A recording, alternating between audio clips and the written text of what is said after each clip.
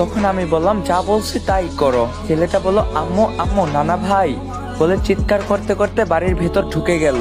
Minute খানেক পর পরিবারের সবাই এখানে হাজির, শুধু ছেলেটার খালামণি ছাড়াও। বাড়ির কর্তা মানে আমার বাবা রায়হান সাহেব আমাকে দেখেই রেগে বলে উঠলেন, এখানে কি চাই?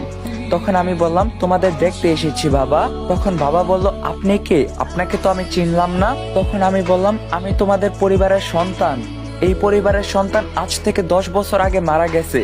আম্মুর মুখে এত বড় একটা কথা শুনে আমার চোখের বাদ যেন আর মানতেই পারছে না। তখন আমি বললাম তোমাদের সবার মনে আমার জন্য এখন অনেক রাগ জমে আছে। রাগ তো তার উপরই করা যায় যে বেঁচে আছে, মরা মানুষের উপর আবার কিসের রাগ?